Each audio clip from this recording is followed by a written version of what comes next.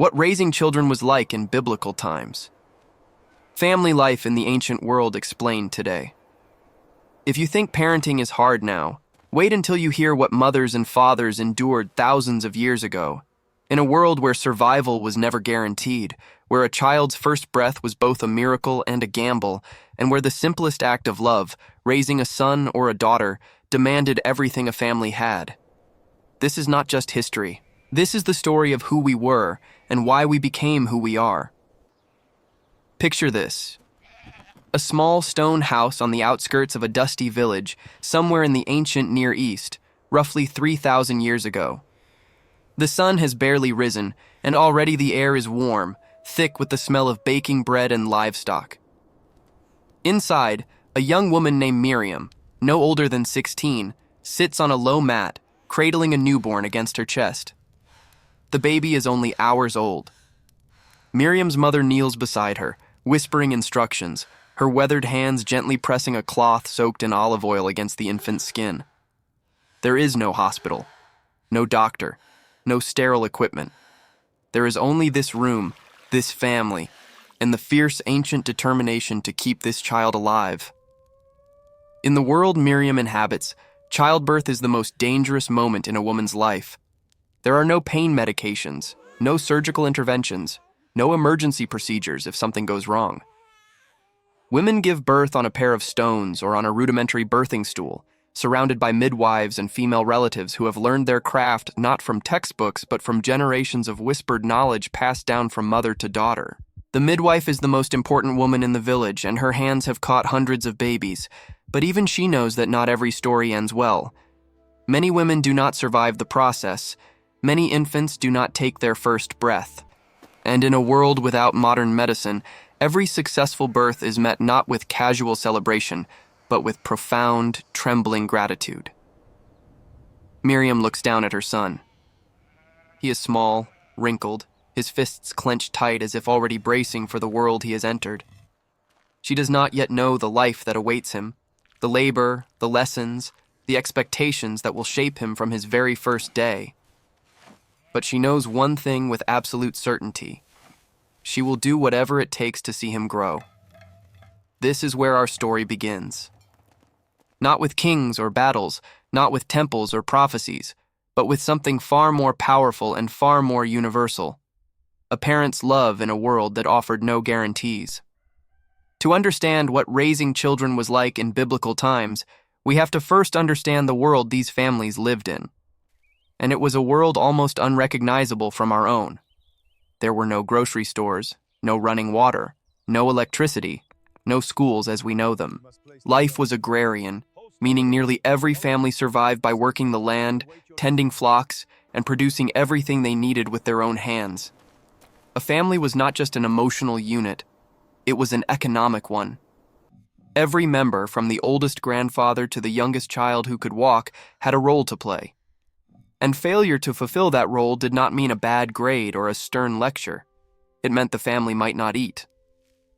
The household in ancient times was called the Bet Av, the father's house. And it was exactly what it sounds like. The father was the head of the household, the ultimate authority, the decision maker in all things. But this does not mean what modern ears might assume. The father's authority came with crushing responsibility. He was responsible for feeding every mouth under his roof, for protecting his family from threats both human and natural, for teaching his sons a trade, for arranging marriages, for settling disputes, and for maintaining the family's reputation in the community. A father who failed in these duties was not simply judged. He was shamed, and shame in the ancient world was a fate many considered worse than poverty itself. The mother, meanwhile, was the engine of daily survival. She ground the grain, baked the bread, wove the cloth, drew the water, tended the garden, preserved food for lean seasons, nursed the children, and managed the inner workings of the household with a quiet authority that, while less visible than the father's, was no less essential. Ancient writings speak of the capable wife whose value is far above rubies, and this was not poetic exaggeration. In a world where every meal had to be made from scratch, every garment had to be woven by hand, and every child had to be nursed for 2 or 3 years because there was no alternative, the mother's labor was literally the difference between life and death. And into this demanding, relentless world, children were born. Not one or two, as is common today, but many. Families often had 6, 8, 10 children or more. Not because parents wanted large families for sentimental reasons, but because they needed them. Child mortality was staggeringly high. Historians estimate that in the ancient world, as many as 1 in 3 children did not survive past the age of 5. Diseases we now prevent with simple vaccines, measles, whooping cough, dysentery, were ruthless in those days. A fever that today would be treated with a trip to the pharmacy could, 3,000 years ago, end a young life in a matter of days. Parents had many children because they knew, with a grief we can barely imagine, that not all of them would survive. This is the reality that shaped everything about ancient parenting. It shaped how children were named, how they were fed, how they were taught, and how they were loved. And it is a reality we must keep in mind as we walk deeper into this world. Now, let us return to Miriam and her newborn son. The baby has been born, and the first rituals of life are already underway. In the ancient Near East, the moments immediately following birth were filled with specific customs that had been practiced for centuries. The newborn was washed, sometimes in water mixed with salt, which was believed to tighten and protect the skin. The baby was then rubbed with olive oil and wrapped tightly in strips of cloth, swaddled, as it was called. This was not merely for warmth. Swaddling was believed to help the baby's limbs grow straight and strong, and it was practiced so universally that an unswaddled baby was considered neglected. Miriam wraps her son carefully, her fingers trembling slightly, not from cold, but from the overwhelming weight of what has just happened. Her mother watches, nodding in approval. The wrapping is tight but not cruel, snug enough to make the baby feel secure, as if still held within the safety of the womb. And as Miriam finishes, she looks at her mother and whispers a name. The naming of a child in biblical times was not a casual decision. Names carried meaning, deep, intentional, sometimes prophetic meaning. A child might be named for the circumstances of their birth, for a quality the parents hoped they would embody, or for a beloved ancestor whose memory the family wished to honor. Miriam names her son Ezra, meaning help, because she prays that he will grow to be a help to his family and his people. The first days of a newborn's life were precarious. Miriam nurses Ezra constantly because breast milk is his only source of nutrition, and it will remain so for the next 2 to 3 years. In a world without formula, without bottles, without refrigeration, a mother's milk was sacred. If a mother could not produce enough milk, or if she fell ill, a wet nurse, another lactating woman, would be found, often from within the extended family. The bond between a child and the woman who nursed him was considered almost as deep as the bond with the birth mother, and wet nurses held a respected position in the household. Miriam is fortunate. Her milk comes easily, and Ezra feeds hungrily, growing stronger with each passing day. But she is also exhausted in a way that modern mothers, even in their most sleepless nights, might struggle to fully comprehend. There is no one to take over the night shift. There is no formula to prepare if she needs rest. There is no pediatrician to call if the baby develops a rash or a cough. Miriam's mother helps, yes, and the women of the village offer advice and assistance, but the primary burden falls on Miriam alone. And she carries it, as millions of women before her have carried it, with a quiet, fierce resilience that history has too often overlooked. Now, check if you are already subscribed to this channel. Because if stories about the deepest truths of human history move something inside you, then you belong here. This is a place where the past speaks directly to the heart, and you will not want to miss what comes next. As the weeks turn to months and the months to years, young Ezra begins to grow. And with growth comes the beginning of education, though not the kind of education we think of today.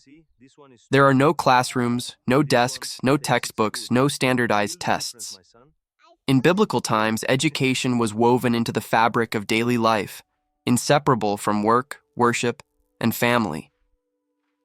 And it began earlier than most people realize. From the moment a child could sit upright and pay attention, they were learning. But they were not learning from a teacher standing at a board. They were learning from watching. In the ancient world, the primary method of education was imitation. A young boy watched his father. watched how he plowed the field, how he repaired the stone wall around the vineyard, how he sheared the sheep, how he bargained at the market, how he spoke to elders, how he prayed. And gradually, almost imperceptibly, the boy began to do what his father did. First clumsily, then with growing skill, until the craft became second nature. For girls, the process was identical in method, but different in content.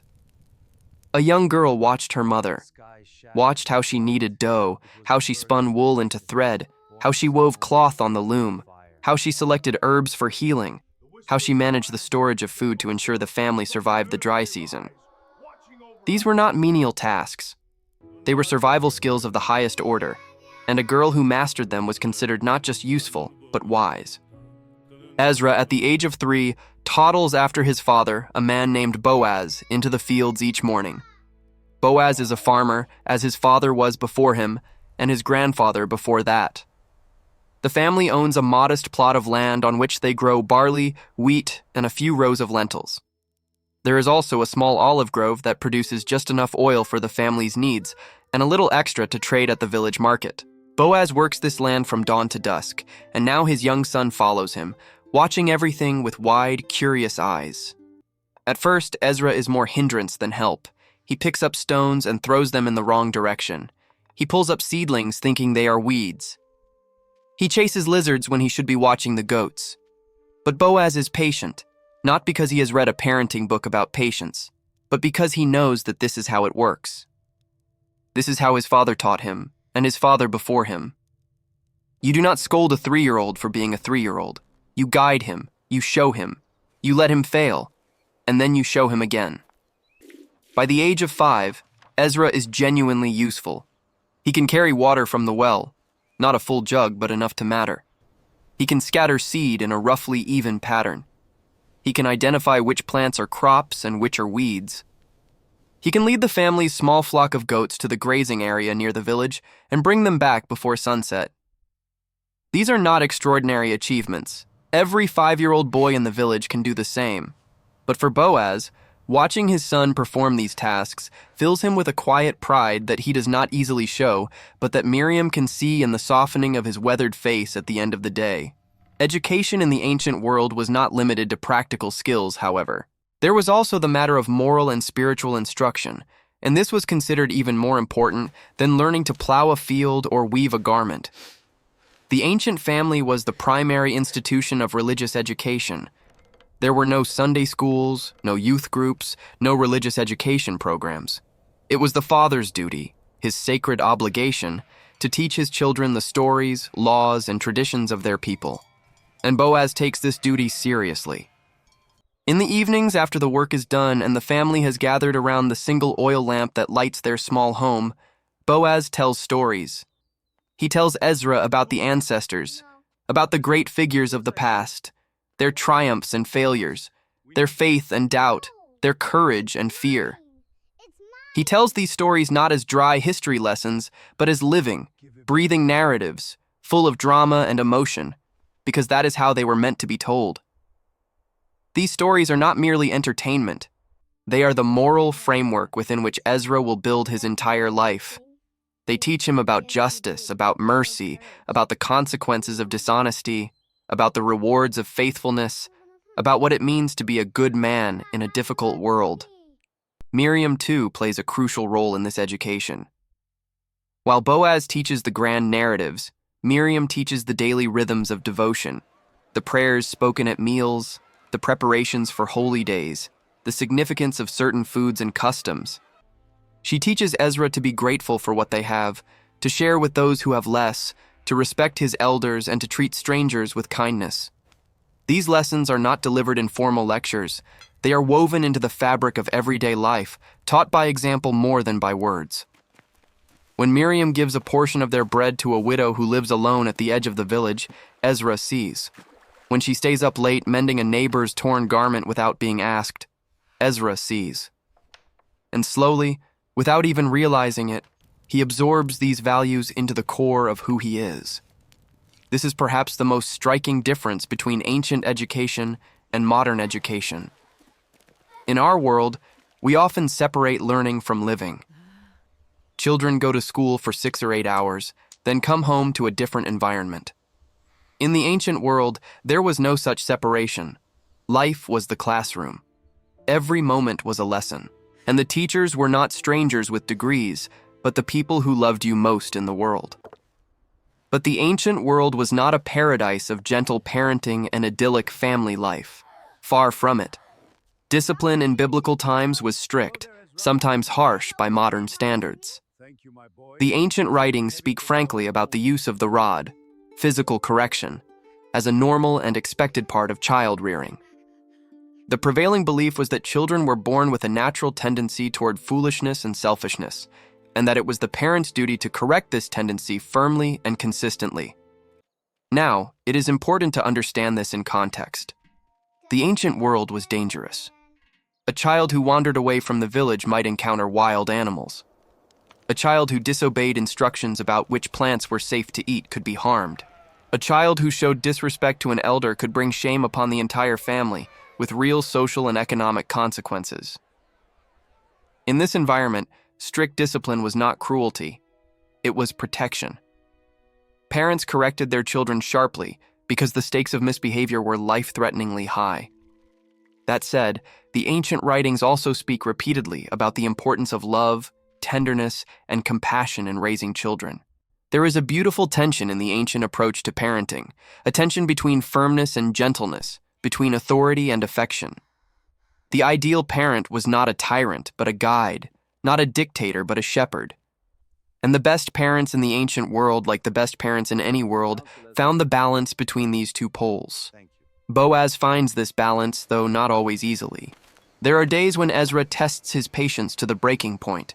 Days when the boy refuses to do his chores, or argues with his younger siblings, or shows a flash of the stubborn willfulness that Boaz secretly recognizes as his own. On these days, Boaz is firm. He does not shout.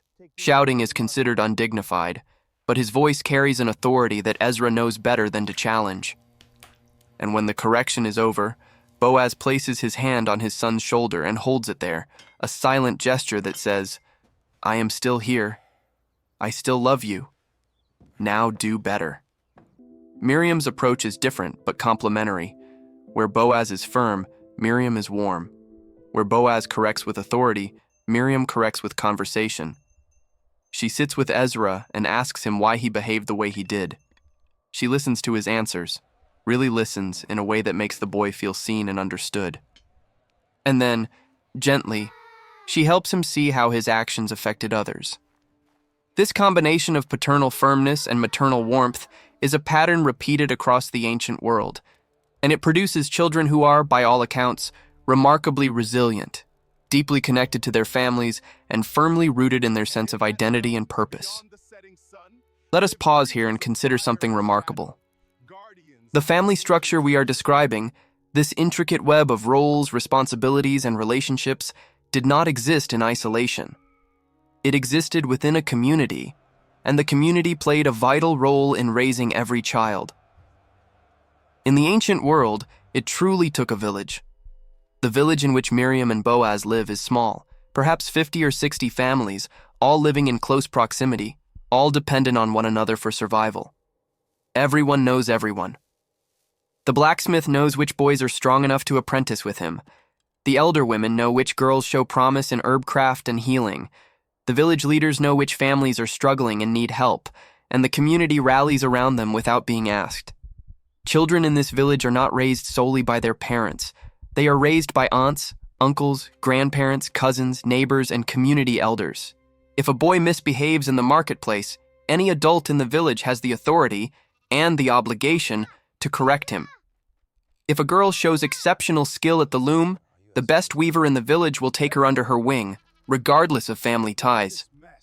The boundaries between my child and our child are blurred in a way that modern, individualistic societies find difficult to comprehend. This communal approach to child rearing has profound effects. Children grow up with a deep sense of belonging. They know exactly where they fit in the social fabric. They know their neighbors' names, their stories, their struggles. They learn empathy not from lessons, but from living in close proximity to others and witnessing their joys and sorrows firsthand. and they develop a sense of responsibility to the community that goes far beyond anything a classroom could teach. Ezra knows every family in his village by the time he is 7 years old. He knows that old Simeon lost his wife last winter and needs help bringing in his harvest. He knows that Hannah, the widow, has a daughter who is ill and cannot afford the herbs she needs. He knows that the young couple who just married will need help building their house before the rains come. And he helps. Not because he is told to, but because he has grown up watching his parents help, watching the entire village help, and it has become as natural to him as breathing. This is the ancient world's greatest gift to its children. Not wealth, not comfort, not opportunity in the modern sense, but belonging. A deep, unshakable sense of being part of something larger than yourself. And it is a gift that many modern children, despite all their material advantages, desperately lack. Now, as Ezra grows from a young boy into an adolescent, his world begins to expand. He is no longer just his parents' helper. He is becoming a young man, and with that transition comes a whole new set of expectations, challenges, and responsibilities. In the ancient world, there was no concept of teenager as we understand it today. The modern idea of adolescence, a prolonged period of identity exploration, rebellion, and gradual independence, simply did not exist. Instead, there was childhood, and then there was adulthood, and the transition between them happened early and decisively. By the age of 12 or 13, a boy was expected to take on adult responsibilities. He could work a full day in the fields, manage livestock, conduct trade at the market, and participate in community decisions. He was, in the eyes of his community, a man. For girls, the transition was even earlier. Many girls were betrothed by the age of 12 or 13 and married by 14 or 15. This strikes modern sensibilities as shockingly young, and rightly so. But in a world where life expectancy was perhaps 35 or 40 years, where a woman's childbearing years were her family's future, and where marriage was an economic partnership as much as an emotional one, early marriage was not cruelty, but practicality. The young bride would move into her husband's household, where she would be guided and supported by her mother-in-law and the other women of the family until she was ready to manage her own domain. Ezra, at 12, undergoes his own transition. Boaz begins to treat him not as a child, but as a junior partner. He is given his own section of the field to manage. He is trusted to take the family's goods to market alone and to negotiate fair prices. He is included in conversations between the village men about matters of community governance, disputes over land boundaries, decisions about when to plant and when to harvest, discussions about how to deal with the traders who pass through the village from distant lands. This inclusion is deliberate. In the ancient world, there was no better preparation for adulthood than participation in adult life. You did not learn to be a man by reading about it or by taking a class. You learned to be a man by being one, under the watchful and corrective eye of your father and the other men of the community. Every success was noted and praised. Every failure was corrected and learned from. And gradually, almost imperceptibly, the boy became the man. But Ezra's transition to manhood is not without its struggles. At 13, he faces a challenge that will test everything his parents have taught him, and it begins not in the fields or the marketplace, but in his own heart. A new family has moved to the village, traders from a distant region, bringing with them goods, stories, and customs that are foreign and fascinating to the village's young people. Among them is a man named Kairos, a charismatic figure with a booming laugh and a seemingly endless supply of exotic wares, spices, fabrics, carved figurines, bronze tools of a quality far superior to anything the village blacksmith can produce. Kairos is generous with his stories and his attention, and the village boys are drawn to him like moths to a flame. Ezra is especially captivated. Kairos tells tales of great cities, places where the streets are paved with stone, where enormous buildings rise toward the sky, where markets stretch as far as the eye can see and sell goods from every corner of the known world. These stories ignite something in Ezra that he has never felt before, a restless hunger, a desire for something beyond the familiar boundaries of his small village. For the first time in his life, Ezra looks at the fields his father tends and feels not pride but frustration. For the first time, the life that has been planned for him since birth feels not like a blessing, but like a cage. This is a moment that parents in every era have faced, the moment when a child begins to question the path that has been laid out for them, when the wider world calls with a voice louder than the voice of home. And how Boaz and Miriam handle this moment will determine the trajectory of their son's life. Boaz notices the change in his son before Ezra says a word. The boy is distracted in the fields, careless with his work, absent in the evenings when he should be helping with the animals. Boaz's first instinct is anger, the sharp, protective anger of a father who sees his son drifting toward something dangerous. He wants to forbid Ezra from spending time with Keros. He wants to remind the boy of his duties, his obligations, the generations of family who have worked this land before him. But Miriam counsels a different approach. She has been watching too, and she understands something that Boaz, in his protectiveness, cannot yet see. "He is not rejecting us," she tells her husband one evening, after the children are asleep. "He is finding himself, and if we hold him too tightly, we will lose him. But if we hold him with open hands, he will come back." It is a moment of extraordinary wisdom, and it reflects a truth about ancient parenting that is often overlooked. While the ancient world valued obedience and respect for authority, the wisest parents also understood the importance of allowing their children space to grow, to question, to struggle.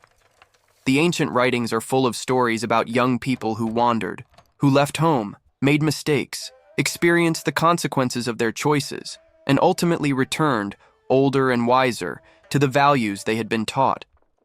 These stories were not cautionary tales about the dangers of independence.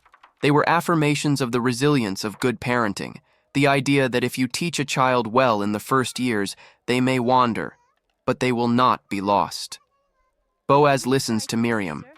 He does not forbid Ezra from seeing Keros. Instead, he invites Keros to their home for a meal. He sits across from the trader, shares bread and wine with him, and listens to his stories. Not with the wide-eyed wonder of a boy, but with the discerning ear of a man who has lived long enough to know that not every shining thing is gold.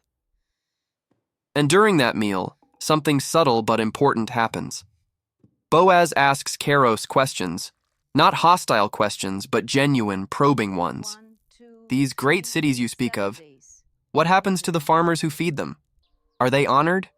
Do they own their land, or do they work land that belongs to someone else?" And Keros, for all his charisma, stumbles. The truth is that the great cities he describes are built on the labor of people who own nothing, who work endlessly for the benefit of others and receive barely enough to survive. The glamour of the city, Boaz gently reveals, comes at a cost that Keros conveniently omits from his stories. Ezra watches this exchange with new eyes. He does not suddenly abandon his curiosity about the world beyond the village. But he begins to see his father not as a simple farmer, but as a wise man, someone who understands the world far better than the boy had given him credit for. And this realization, this newfound respect, becomes the foundation of a deeper relationship between father and son. If you are watching this and something inside you recognizes the struggle between holding on and letting go, write in the comments right now. The hands that hold gently are the ones that never lose. Let the world know you understand the deepest truth about love. This episode with Keros highlights something crucial about family life in biblical times, the constant tension between tradition and change, between the safety of the known and the allure of the unknown. The ancient world was not static. Traders, travelers, and migrants brought new ideas, new customs, and new challenges to even the most remote villages. And parents had to navigate these influences without the luxury of parental controls, content filters, or age-restricted access. They had to rely on something far more powerful and far more fragile, the relationship they had built with their children. And this is perhaps the most important lesson of ancient parenting for the modern world. In an age of smartphones, social media, and infinite digital distraction, parents often feel powerless to protect their children from harmful influences. But the ancient world teaches us that the most effective protection has never been walls or rules or restrictions. It has always been relationship. A child who feels deeply connected to their parents, who trusts them, who respects them not out of fear but out of genuine admiration. That child can navigate any influence, any temptation, any challenge the world throws at them. Not because they have been shielded from the world, but because they have been equipped to face it. Let us now turn our attention to another aspect of ancient family life that is both fascinating and deeply instructive: the role of extended family and the concept of generational households. In the modern Western world, the nuclear family, two parents and their children, is considered the standard family unit. But in biblical times, this would have seemed bizarrely incomplete. The standard household in the ancient Near East was multi-generational, often including 3 or even 4 generations living under the same roof or in closely connected dwellings within a family compound. The patriarch, the oldest living male, was the head of this extended family. Below him were his sons and their wives, his grandchildren, and sometimes his great-grandchildren. The household might also include servants, laborers, and even distant relatives who had fallen on hard times and needed the protection of a larger family unit. A household of 20 or 30 people was not unusual, and some prominent families maintained compounds of 50 or more. This arrangement was not born of sentiment but of necessity. In a world without banks, insurance companies, social safety nets, or government assistance, the extended family was all of these things combined. It was your bank. Family resources were pooled and shared. It was your insurance. If your crops failed, the family fed you. It was your safety net. If you were injured or fell ill, the family cared for you. And it was your retirement plan. When you grew too old to work, your children and grandchildren supported you, just as you had supported your parents and grandparents. For children growing up in this environment, the experience was radically different from the isolated nuclear family of the modern world. A child in a multi-generational household had not just 2 parents, but a whole network of caregivers. Grandparents were especially important. While parents were often consumed by the demands of daily labor, grandparents had more time and energy for the kind of patient, unhurried interaction that children crave. A grandfather might spend an entire afternoon teaching a young boy to whittle a wooden toy.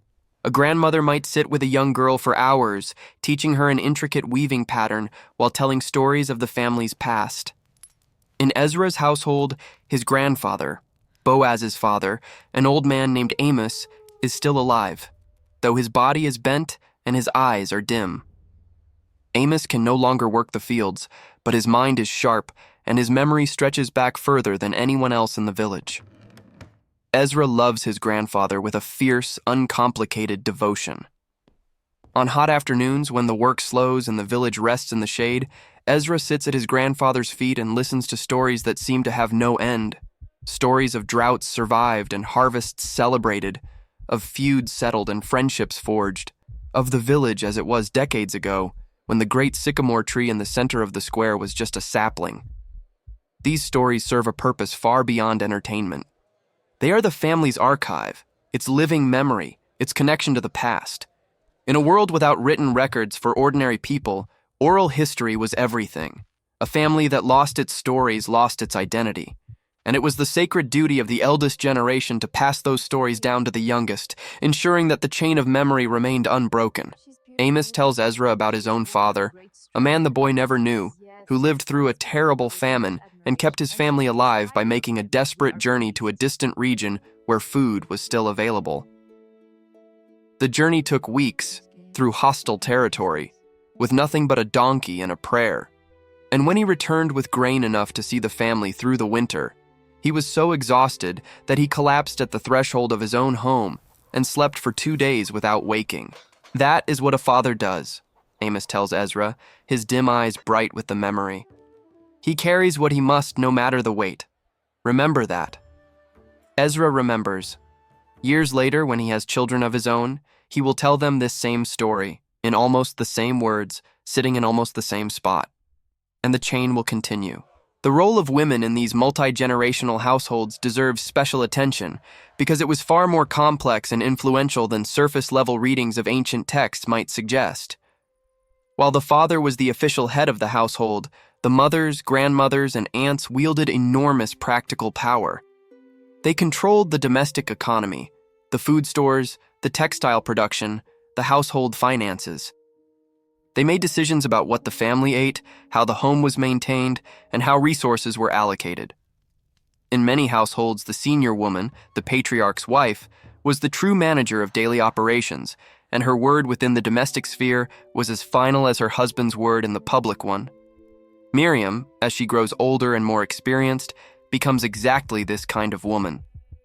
By the time Ezra is 15, Miriam has borne 4 more children, 3 daughters and another son. She manages a household that now includes not just her own children, but also the families of 2 of Boaz's brothers who have built their homes within the family compound. She oversees the work of 8 women, coordinating the baking, the weaving, the preservation of food, the care of young children, and a dozen other tasks that must be performed every single day without fail. She does this not with a title or an official position, but with competence, wisdom, and the respect she has earned through years of selfless service. When the younger women argue, as they inevitably do living in such close quarters, Miriam settles the disputes with a fairness and sensitivity that leaves both parties feeling heard. When a child is sick, Miriam knows which herbs to gather, which poultices to apply, which teas to brew. When the food stores run low, Miriam knows how to stretch what remains until the next harvest, portioning out grain and oil with a precision born of long experience. She is, in every meaningful sense, the heart of the household, and everyone knows it. This is a truth that the ancient world understood, but rarely articulated explicitly, that the strength of a family lies not in its public face, but in its private foundation, and that foundation is almost always built by women. The mother who rises before dawn and retires after midnight. The grandmother who holds the family's stories in her memory like jewels in a chest. The aunt who steps in when a parent is overwhelmed. The sister who shares her last measure of flour without being asked. These are the people who hold families together, in biblical times and in every time, and their contribution is beyond measure. Let us now discuss one of the most fascinating and least understood aspects of ancient child rearing, the role of play. If you imagine children in biblical times as somber little workers, toiling from dawn to dusk without a moment of joy, you would be profoundly wrong. Children in the ancient world played. They played constantly, creatively, and joyfully, and play was recognized, even then, as an essential part of healthy development. Archaeological discoveries have unearthed a remarkable variety of children's toys from the ancient Near East. Rattles made from dried gourds filled with pebbles, dolls fashioned from clay and cloth, miniature carts with working wheels, balls made from animal bladders, and game boards carved from stone. Children played running games, hiding games, singing games, and imitative games, pretending to be farmers, soldiers, merchants, mothers. They played in the streets, in the fields, by the wells, and on the flat rooftops of their homes, where the evening breezes made the heat bearable and the view stretched to the distant hills. Ancient writings describe children playing in the marketplaces, dancing and singing, calling out to one another in games whose rules have been lost to time but whose spirit is universal. The image is vivid and touching. Little voices echoing off stone walls, bare feet slapping against packed earth, the pure, unself-conscious laughter of children at play. It is a sound that has not changed in 3,000 years. It is a sound that will not change in 3,000 more. Ezra, like all boys his age, plays with fierce energy and imagination. His favorite game involves a leather ball stuffed with wool, which he and the other village boys kick around an open area near the well. The rules are simple: get the ball past the other team, but the competition is intense. These games are not just recreation. They are training grounds for the teamwork, physical toughness, and competitive spirit that will serve the boys well in adult life. They learn to cooperate, to strategize, to handle both victory and defeat with grace, and they form friendships that will last a lifetime. Girls play too, though often in different ways. They create elaborate domestic scenarios with their clay dolls, building miniature houses from stones and sticks, staging weddings and feasts, practicing the social rituals they will one day perform for real. They play string games, sing songs, and dance together in the evenings when the work is done. These activities, while appearing simple, are rich with social and cognitive learning. Through play, girls practice the complex negotiations, emotional attunement, and creative problem solving that will make them effective managers of future households. And here we encounter another important truth about ancient parenting: the understanding that children need both work and play, both responsibility and freedom, both structure and spontaneity. The ancient world did not make children choose between being useful and being happy. It expected both, and most children, remarkably, delivered. Now, as Ezra enters his mid-teenage years, a new chapter of his life begins, the chapter of courtship and marriage. And this is where modern sensibilities and ancient practices diverge most sharply, requiring us to approach the subject with both honesty and sensitivity. Marriage in biblical times was not primarily a romantic arrangement. It was an economic, social, and familial one. Marriages were typically arranged by the families, specifically by the fathers, with the input and consent of the mothers and, to varying degrees, the young people involved. The process began with a negotiation between the two families, during which the groom's family offered a bride price, a payment in goods, livestock, or silver, to the bride's family. This was not the purchase of a woman, as it is sometimes mischaracterized. It was compensation to the bride's family for the loss of her labor and the acknowledgement of her value. A high bride price was a mark of honor, indicating that the groom's family recognized the bride's worth. The bride, in turn, received a dowry from her own family, goods, clothing, perhaps a piece of land or some livestock, that remained her personal property within the marriage. This dowry served as a form of financial security, ensuring that the bride was not left destitute if the marriage ended or if her husband passed away. It was, in essence, the ancient world's version of a prenuptial agreement. For Ezra, the process begins when he is 16. Boaz has identified a potential match, the daughter of a farmer in a neighboring village, a girl named Leah. The two families know each other through trade and share a good reputation. Boaz approaches Leah's father, a man named Eli, and the negotiations begin. Ezra has seen Leah only once at a regional market. She was carrying a basket of figs, and she had looked at him with dark, intelligent eyes that seemed to take his measure in a single glance. He had looked away, flustered, and when he looked back, she was gone. But the memory of that glance stayed with him, warm and persistent, like a small flame in his chest. Miriam, ever perceptive, notices the change in her son. She smiles but says nothing. She has already spoken to Leah's mother, a quiet, determined woman named Ruth, and has learned that Leah is skilled, kind, and healthy. More importantly, Ruth has told Miriam something that matters deeply to a mother's heart, that Leah has a gentle spirit and a quick mind, and that she will be a partner, not just a wife. The negotiations take several weeks. There is much discussion of the bride price, the dowry, the timing of the wedding, and the practical arrangements for where the young couple will live. It is decided that Ezra and Leah will build a new room onto Boaz's family compound, a common practice that kept the extended family together while giving the new couple their own space. The wedding itself is a community event of enormous significance. The entire village participates, contributing food, music, and decoration. The celebration lasts 7 days, 7 full days of feasting, singing, dancing, and storytelling. It is the most important social event in the life of any young person, and it binds not just 2 individuals but 2 families, 2 networks, 2 sets of resources and relationships. Ezra and Leah stand together under a canopy of woven branches, surrounded by everyone they have ever known, and they make their vows, not the personalized, poetic vows of a modern wedding, but simple, binding promises of faithfulness, provision, and respect. The air smells of roasted lamb and fresh bread. The sound of flutes and drums fills the evening. And as the stars appear above the village, Ezra looks at his young wife and feels for the first time the full weight and wonder of what it means to be a man.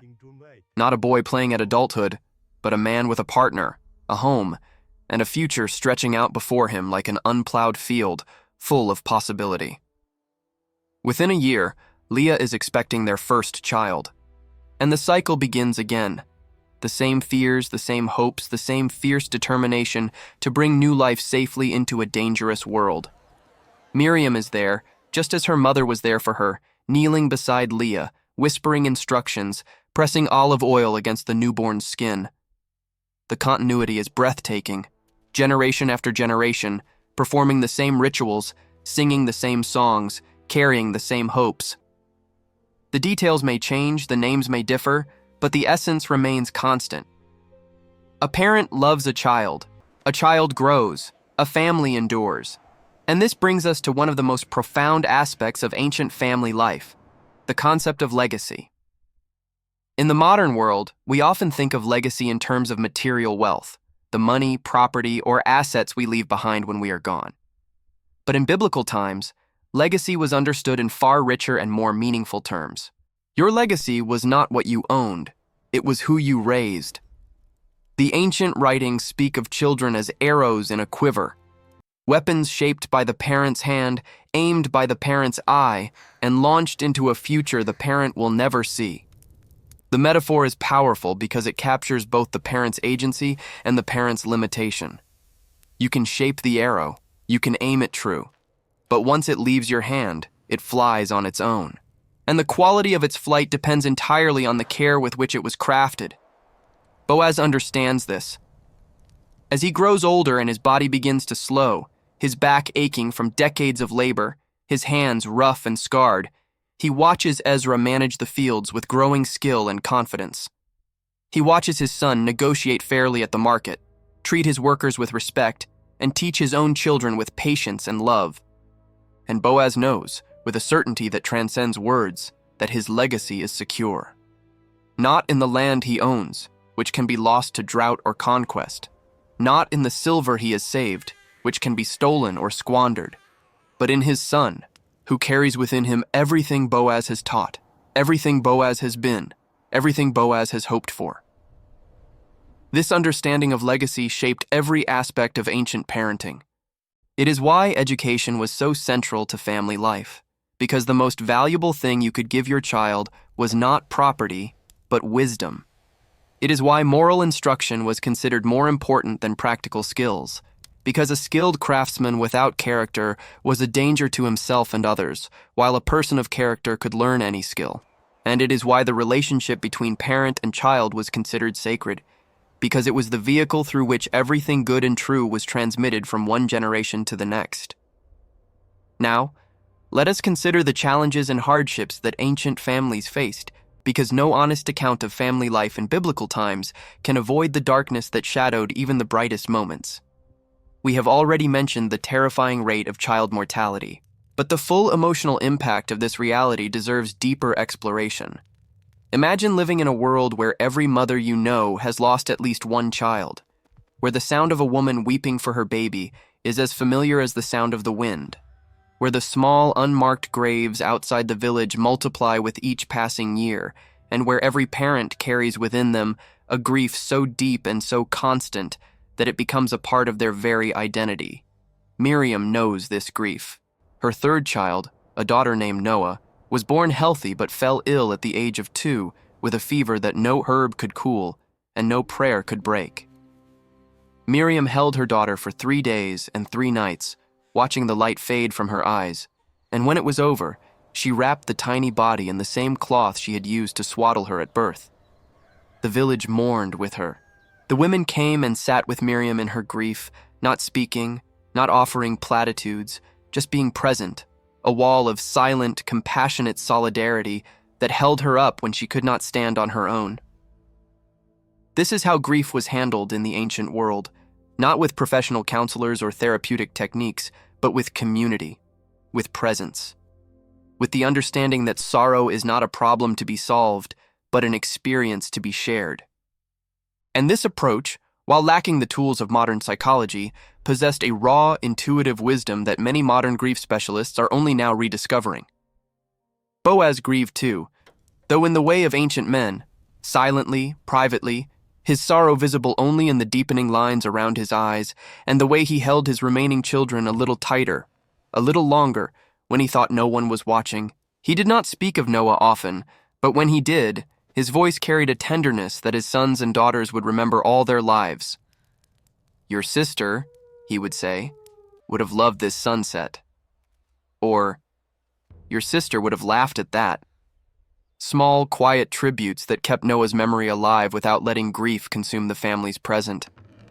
This balance, between honoring the dead and embracing the living, was one of the great emotional achievements of ancient family life. Families did not move on from loss, as modern culture often encourages. They carried it with them, wove it into their story, and allowed it to deepen their appreciation for the fragile, precious gift of life. And children, growing up in this environment, learned something invaluable: that loss is not the end of love, but love's most painful expression. That grief is not weakness, but proof of the depth of your connection to another human being. And that life, precisely because it is uncertain, is infinitely worth cherishing. Beyond child mortality, ancient families faced a host of other challenges. Famine was a constant threat, driven by unpredictable rainfall, crop disease, and locust swarms that could destroy an entire season's harvest in a single day. When famine struck, families faced impossible choices: which mouths to feed first, whether to sell livestock that they could not afford to replace, whether to migrate to a region where food was available, and risk the dangers of the journey. War and conflict, too, cast long shadows over family life. The ancient Near East was a turbulent region, and even small villages like Ezra's were not immune to the violence that periodically swept through the land. Invading armies could appear without warning, destroying crops, scattering livestock, and forcing families to flee with nothing but the clothes on their backs. For children, the experience of displacement, of losing their home, their community, their sense of security, was traumatic in ways that ancient parents could not fully understand or address. They did their best, holding their children close, telling them stories to keep their spirits up, assuring them that the family would rebuild. And rebuild they did, again and again, with a resilience that defies comprehension. Disease was another constant companion. Without understanding of germs, sanitation, or the mechanisms of illness, ancient families were vulnerable to epidemics that modern medicine has long since conquered. A skin condition could spread through an entire household. A contaminated water source could sicken a whole village. And the treatments available, herbal remedies, dietary restrictions, isolation, were, while sometimes effective, often inadequate against serious illness. Despite all of this, or perhaps because of all of this, ancient families possessed a strength and cohesion that is deeply inspiring. They faced challenges that would overwhelm most modern families, and they did so without any of the resources we take for granted. They had no government assistance, no insurance, no emergency services. They had only each other. And again, that was enough. Let us return one final time to Ezra. Now a man in his mid-30s, a father of 5, a respected member of his community. The fields he once followed his father into as a toddling 3-year-old are now his to manage. The house he grew up in has been expanded and improved, with new rooms for his growing family and a larger courtyard for the women's work. The olive grove his grandfather planted decades ago is mature and productive, yielding oil of remarkable quality that has earned the family a reputation at markets far beyond the village. Boaz is still alive but old now, truly old, his body frail and his movements slow. He spends most of his days sitting in the courtyard, wrapped in a woolen cloak even in the warmth of midday, watching the life of the household swirl around him like water around a stone. His grandchildren play at his feet, laughing, arguing, chasing each other around the well. And Boaz watches them with eyes that have seen more than 50 harvests, more than 50 winters, more than 50 cycles of planting and reaping, birth and death, joy and sorrow. One evening, as the sun sets over the village and the first stars appear in the deepening sky, Ezra sits beside his father. They do not speak for a long time. The silence between them is not empty, but full of shared memories, shared labor, shared loss, shared love. Finally, Boaz turns to his son and says, in a voice barely above a whisper, "You have done well, my son. I am proud of what you have become." It is perhaps the simplest sentence a father can speak to his son, and it is perhaps the most powerful. Because in those few words, Boaz is not just expressing personal pride. He is affirming the success of an entire system of child rearing, a system that began with a newborn wrapped in swaddling cloths and rubbed with salt, that continued through years of patient teaching and firm correction, through the tumult of adolescence and the negotiations of marriage, through the joys of grandchildren and the sorrows of loss. A system that, for all its harshness, for all its limitations, for all the ways it differs from our modern approach, produced something undeniably extraordinary. Human beings of depth, resilience, faith, and love.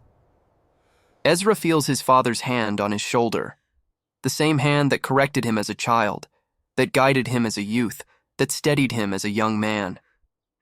The hand is thinner now, the grip weaker, but the warmth is unchanged. Ezra places his own hand over his father's and holds it there, and in that gesture, 3,000 years dissolve. Because this moment, a father's pride, a son's gratitude, the silent communion of two hearts bound by blood and love, is not ancient history. It is eternal present. It is happening right now, in homes around the world, in every language, in every culture, in every century. It is the most human of all experiences, and it connects us to every parent who has ever lived and every child who has ever been loved. And this is the great lesson of family life in biblical times. Not that the ancient world had all the answers. It did not. Not that we should return to ancient practices. We should not. But that the core of good parenting has never changed. It has always been, and will always be, about presence, about teaching, about sacrifice, about letting go, about love that is strong enough to discipline, gentle enough to comfort, patient enough to endure, and faithful enough to last a lifetime. The ancient parents who wrapped their newborns in swaddling cloths 3,000 years ago were not so different from the modern parents who carefully adjust hospital blankets around their infants today. They wanted the same things: safety, health, happiness, and a future brighter than the present. They feared the same fears: loss, failure, the terrible vulnerability of loving someone you cannot fully protect. And they discovered the same truths: that children are both the greatest challenge and the greatest reward life can offer, that parenting is the most important work a human being can do, and that the love between a parent and a child is the closest thing to eternity that any of us will ever know. As we bring this story to a close, let us reflect on what we have learned together. We have walked through the dusty streets of an ancient village, entered the stone houses of ordinary families, and witnessed the extraordinary drama of daily life. The births and deaths, the lessons and corrections, the feasts and famines, the playful laughter of children, and the quiet tears of parents who carry burdens they never speak of. We have met Miriam, the young mother whose strength and wisdom held her family together through every storm. We have met Boaz, the patient father whose hands shaped not just fields but a son's character. We have met Ezra, the boy who became a man, who questioned and struggled and ultimately embraced the legacy his parents had prepared for him. And we have met the community, the village of elders and neighbors and kin who proved again and again that the best parenting is not done alone. These are not just characters in a story. They are us.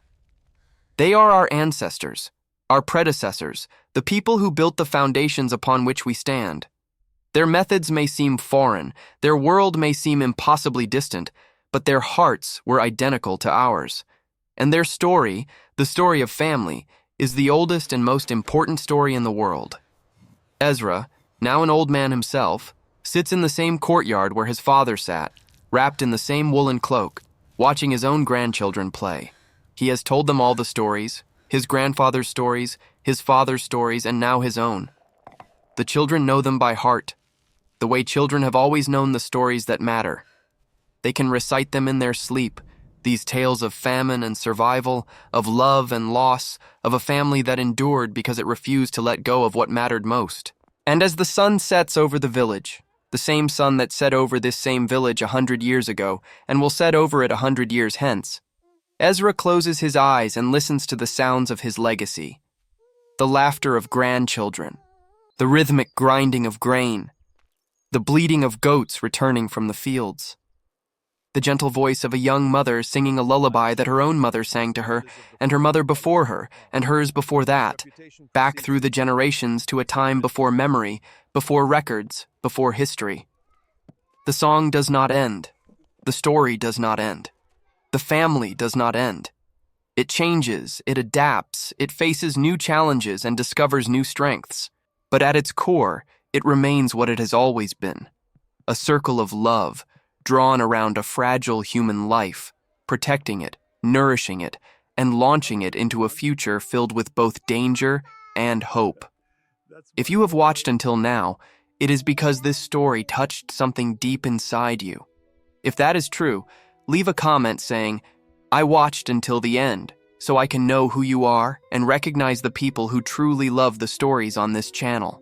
And if this story moved you, hit the like button and share it with someone who needs to hear it.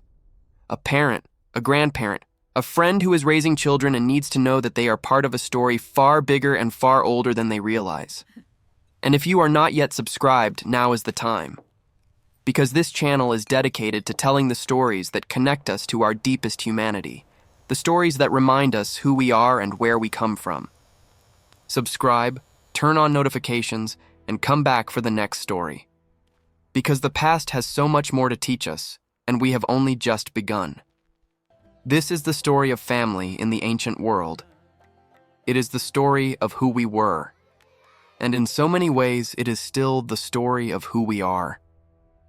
Suggested thumbnail and title combination: an image of a warm-toned ancient scene, a father's weathered hand resting on a child's small shoulder with a village sunset in the background. Title text overlay: how they raise children. 3,000 years ago will change how you see parenting.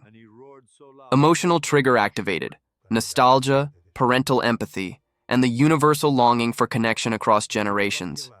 The feeling that despite everything that has changed, the deepest truths about love and family remain the same.